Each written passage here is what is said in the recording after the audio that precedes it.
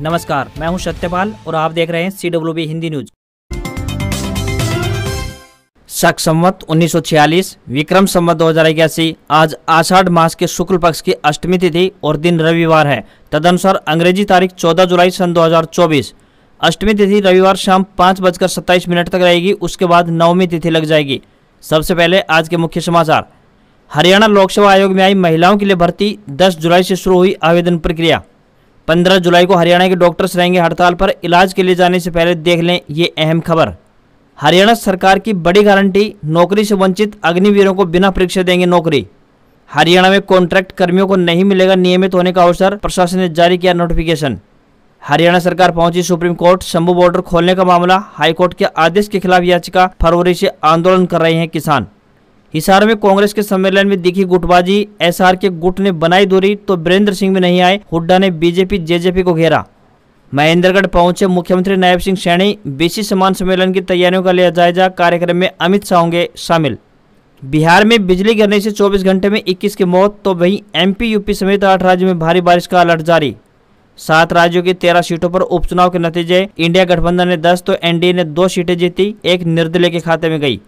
और इंडिया ने जिम्बाब्वे से 5 मैचों की T20 सीरीज जीती। ओपनर शुभमन गिल और यशस्वी ने 50 लगाई, 10 विकेट से हराया। और अब खबरें विस्तार से।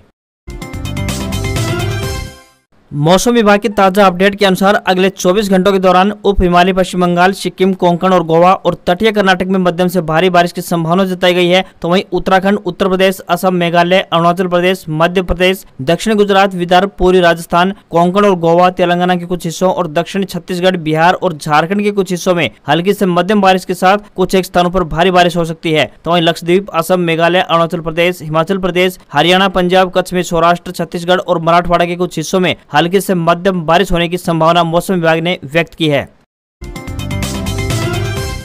हरियाणा लोक सेवा आयोग यानी HPSC की तरफ से न्यूट्रिशनिस्ट के पदों पर भर्ती करने के लिए आवेदन आमंत्रित किए गए हैं। आपको बता दें कि ये भर्तियां परमानेंट आधार पर की जाएंगी। आपको बता दें कि इन पदों के लिए केवल महिला उम्मीदवार आवेदन कर सकती हैं। इन पदों पर आवेदन भेजने वाले आवेदक के पास किसी भी मान्यता प्राप्त विश्वविद्यालय से खाद्य एवं पोषण विशेषज्ञता के साथ गृह विज्ञान में MSc की डिग्री होनी चाहिए। न्यूनतम आयु 21 वर्ष तो वहीं अधिकतम आयु 40 वर्ष तय की गई है। इन पदों के लिए उम्मीदवारों को ऑनलाइन आवेदन करने होंगे।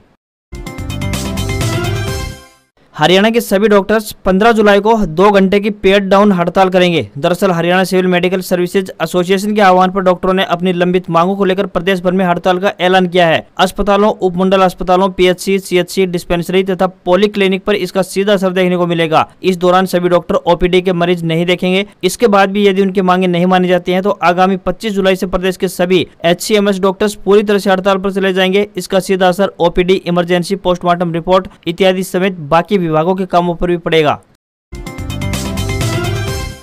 हरियाणा के पूर्व सीएम एवं मोदी 3.0 सरकार में केंद्रीय ऊर्जा मंत्री मनोहर लाल खट्टर करनाल पहुंचे, जहां उन्होंने इंद्री में आयोजित जनसंवाद कार्यक्रम में लोगों की समस्याओं को सुना। इस दौरान उन्होंने कई शिकायतों का मौके पर ही समाधान किया और कई शिकायतों के समाधान के लिए मौके पर मौजूद अधिकारियों को निर्देश जारी किए। केंद्रीय मंत्री ने BSF और CISF में पूर्व अग्निवीरों को 10% आरक्षण देने की घोषणा पर कहा कि अग्निवीर एक अच्छी और सफल योजना है। युवा आर्मी में जाकर अपने आप को ट्रेंड करके एक अच्छे सैनिक और एक अच्छे नागरिक बनने की आधारशिला रखेंगे। उन्होंने कहा कि जो अच्छे सैनिक आगे बढ़ सकते हैं उनमें से 25% अग्निवीरों को स्थायी कर दिया जाएगा, जबकि बाकी बचे सैनिकों का नौकरी पीरियड खत्म हो जाएगा। इनमें से कुछ पब्लिक सेक्टर की नौकरियों में तो कुछ पैरामिलिट्री फोर्स ज्वाइन करेंगे। मनोहर लाल खट्टर ने कहा कि हरियाणा की बीजेपी सरकार ने पहले ही गारंटी दे रखी है कि अगर किसी अग्निवीर को नौकरी नहीं मिलती है तो हरियाणा में हमारी सरकार उसे बिना परीक्षा की नौकरी देगी। वहीं कांग्रेस पर कटाक्ष करते हुए उन्होंने कहा कि इस पार्टी से जुड़े लोग छोटे छोटे मुद्दों को लेकर कोर्ट में भर्ती पर रोक लगाने के लिए पहुंच जाते हैं। इससे ये सरकार को बदनाम करने की साजिश तो रचते ही है, साथ ही युवाओं के भविष्य के साथ भी खिलवाड़ कर रहे हैं। हरियाणा में प्रशासन के विभिन्न विभागों में कॉन्ट्रैक्ट पर सेवाएं दे रहे 24,000 कर्मचारियों को नियमित नहीं किया जाएगा। प्रशासन की तरफ से कॉन्ट्रैक्ट कर्मचारियों के नियमितीकरण को लेकर शुक्रवार को एक नोटिफिकेशन जारी कर स्पष्टीकरण दिया गया। नोटिफिकेशन में विभिन्न केस का उल्लेख करते हुए साफ किया गया कि 2006 या फिर 2016 से पहले डेली बेसिस पर सेवाएं देने वाले कर्मचारियों के 10 साल पूरे होने पर ही उन्हें नियमित किया जाएगा। कॉन्ट्रैक्ट पर सेवाएं देने वाले कर्मचारियों को नियमितीकरण का कोई प्रावधान नहीं रहेगा। विभिन्न विभागों में कॉन्ट्रैक्ट पर नियुक्त कर्मचारियों ने हाईकोर्ट और कैट में अलग अलग याचिका याचिकाएं लगाकर नियमित करने की मांग की थी। शिक्षा विभाग द्वारा भी वर्तमान में 990 पदों पर शिक्षकों की भर्ती की जा रही है। 9 साल बाद हो रही भर्ती के खिलाफ 500 के लगभग नियमित पदों के विरुद्ध रखे गए कॉन्ट्रैक्ट शिक्षकों ने पंजाब एंड हरियाणा हाईकोर्ट में याचिका लगाई है। याचिका की सुनवाई 8 अगस्त को होगी। हरियाणा में सरकारी कर्मचारियों के लिए बड़ी खुशखबरी सामने आई है। इसी साल होने वाले विधानसभा चुनाव को देखते हुए हर वर्ग को रिझाने में जुटी बीजेपी की नायब श्रेणी सरकार ने 5वें और छठे वेतन आयोग के अनुसार वेतन पेंशन ले रहे सरकारी कर्मचारियों और पेंशनर्स को महंगाई भत्ता यानी डीए में बढ़ोतरी का तोहफा दिया है। प्रदेश की बीजेपी सरकार ने छठे वेतन आयोग का लाभ ले रहे कर्मचारियों और पेंशनर्स को महंगाई भत्ता यानी डीए में 9% बढ़ोतरी का तोहफा दिया है। इसके बाद अब इन्हें 230% के बजाय 239% महंगाई भत्ता मिलेगा। इसी तरह 5वें वेतन के अनुसार वेतन ले रहे कर्मचारियों को डीए में 16% बढ़ोतरी की सौगात दी गई है। अब इन्हें 427% के बजाय 443% महंगाई भत्ता मिलेगा। वित्त विभाग के अतिरिक्त मुख्य सचिव अनुराग रस्तोगी ने इस संबंध में आदेश जारी कर दिए हैं। डीए में बढ़ोतरी का लाभ 1 जनवरी 2024 से मिलेगा। जनवरी से जून तक की बकाया राशि अगले महीने मिलने वाले वेतन के साथ खाते में आएगी, जबकि जुलाई के वेतन में बढ़ा हुआ भत्ता शामिल होगा। बता दें कि हरियाणा में 7वां वेतन आयोग लागू है, लेकिन अब भी बड़ी संख्या में कर्मचारी और पेंशनर्स 5वें और छठे वेतन आयोग के अनुसार वेतन तथा पेंशन ले रहे हैं।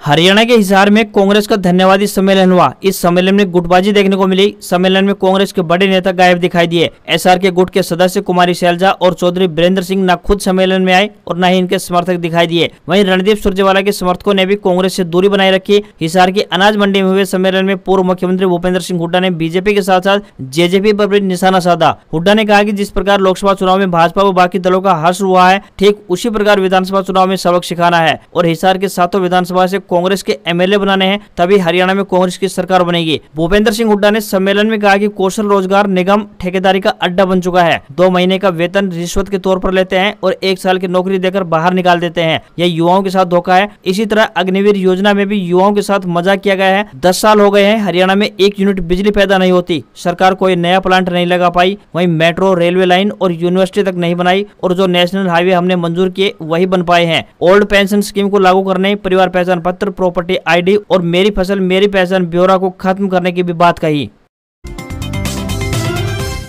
हरियाणा के मुख्यमंत्री नायब सिंह सैनी ने हरियाणा केंद्रीय विश्वविद्यालय महेंद्रगढ़ में पहुंचकर 16 जुलाई को होने वाले बीसी सम्मान सम्मेलन की तैयारियों का जायजा लिया। इस राज्य स्तरीय सम्मेलन में केंद्रीय गृह मंत्री अमित शाह मुख्य अतिथि होंगे। प्रदेश के कोने कोने से आने वाले नागरिकों को इस सम्मान में पहुंचने में किसी भी प्रकार की परेशानी न हो, इसके लिए सीएम ने अधिकारियों को सभी प्रकार के पुख्ता प्रबंध करने के निर्देश जारी किए हैं। उन्होंने बसों तथा अन्य वाहनों के आवागमन के संबंध में रूट प्लान की जानकारी ली तथा अधिकारियों को निर्देश दिए कि इस दिन यातायात व्यवस्था में किसी प्रकार का व्यवधान नहीं आना चाहिए। इस मौके पर प्रदेश अध्यक्ष मोहनलाल बड़ोली, सिंचाई मंत्री डॉक्टर अभय सिंह यादव, पूर्व मंत्री प्रोफेसर रामविलास शर्मा, जिला अध्यक्ष दयाराम यादव, रेवाड़ी पुलिस रेंज के महानिदेशक राजेंद्र कुमार, उपायुक्त मोनिका गुप्ता, पुलिस अधीक्षक अर्श वर्मा के अलावा अन्य गणमान्य व्यक्ति मौजूद रहे। पंजाब एंड हरियाणा हाईकोर्ट द्वारा शंभू बॉर्डर खोलने के दिए आदेश के बाद हरियाणा सरकार ने सुप्रीम कोर्ट की शरण ली है। प्रदेश सरकार ने सुप्रीम कोर्ट में याचिका दायर की। विदित हो कि 10 जुलाई को एक जनहित याचिका पर सुनवाई करते हुए पंजाब एंड हरियाणा हाईकोर्ट ने हरियाणा सरकार को 1 हफ्ते में शंभू बॉर्डर के बैरिकेड खोलने का निर्देश दिया था। इस आदेश के खिलाफ दाखिल याचिका में हरियाणा सरकार का कहना है कि कानून व्यवस्था की स्थिति बहाल के मद्देनजर उसने रास्ता बंद कर रखा हुआ है। बता दें कि हरियाणा और पंजाब के किसान 13 फरवरी 2024 से शंभू और खनौरी बॉर्डर पर धरना दे रहे हैं। किसानों ने दिल्ली कोच का ऐलान किया हुआ है। हाईकोर्ट के आदेश के बाद बीते दिन सुप्रीम कोर्ट ने भी शंभू बॉर्डर बंद करने को लेकर सख्त टिप्पणी की थी। सुप्रीम कोर्ट ने हरियाणा सरकार को फटकार लगाते हुए कहा कि कोई सरकार हाईवे को कैसे ब्लॉक कर सकती है। इस मामले में हरियाणा सरकार को सुप्रीम कोर्ट ने हल्फनामा दायर करने के आदेश दिए हैं।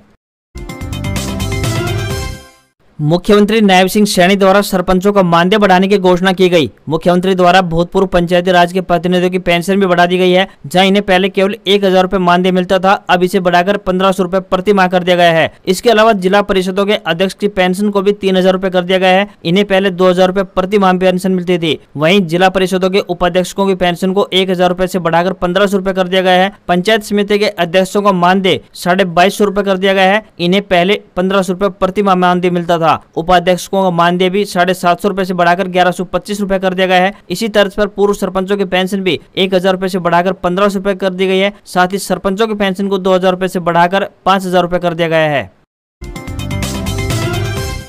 हरियाणा के चरखी दादरी में शनिवार को पुरानी पेंशन बहाली संघर्ष समिति द्वारा जोरदार प्रदर्शन किया गया। प्रदर्शन से पहले कर्मचारियों की मीटिंग हुई। इसमें नारा दिया गया कि जो पुरानी पेंशन यानी ओपीएस बहाल करेगा वही प्रदेश पर राज करेगा। कर्मचारियों द्वारा विपक्ष से भी समर्थन मांगते हुए आर पार की लड़ाई का ऐलान किया गया। कर्मचारियों ने सीएम को चेतावनी दी कि पुरानी पेंशन बहाल करें या फिर सत्ता छोड़ने को तैयार रहें। बैठक में बताया गया कि 1 सितंबर को करनाल में सीएम आवास का घेराव किया जाएगा। चेतावनी दी गई कि अगर सरकार ने कर्मचारियों की पुरानी पेंशन बहाली नहीं की गई तो हरियाणा की मौजूदा सरकार का सत्ता परिवर्तन कर देंगे।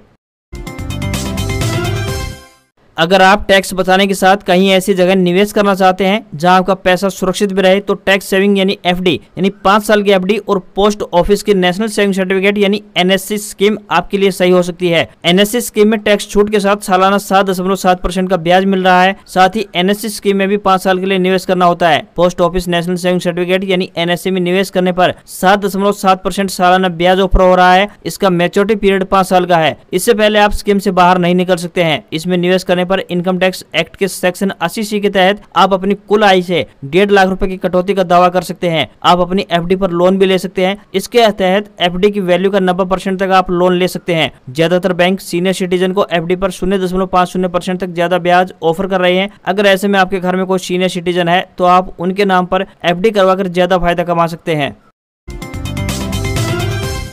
चाइनीज टेक कंपनी ओप्पो ने ओप्पो रेनो 12 स्मार्टफोन सीरीज भारतीय बाजार में लॉन्च कर दी है। कंपनी ने इसमें ओप्पो रेनो 12 5G और Oppo Reno 12 pro smartphone launch किया है। दोनों स्मार्टफोन्स में 120 हर्ट्ज रिफ्रेश रेट वाला 6.7 inch 3D curved AMOLED display, MediaTek Dimensity 7300 energy processor और 80 वाट फास्ट चार्जिंग स्पॉट के साथ 5000 mAh की बड़ी बैटरी दी गई है। दोनों स्मार्टफोन प्री बुकिंग के लिए अवेलेबल हो चुके हैं। ओप्पो रेनो 12 स्मार्टफोन सीरीज 32,999 रुपए की कीमत में लॉन्च की है। आज खबरों में इतना ही। देखते रहिए आपका अपना हरियाणा का सबसे बेहतरीन news channel CWB Hindi news. नमस्कार। इसी आशा के साथ आपका दिन शुभ रहे।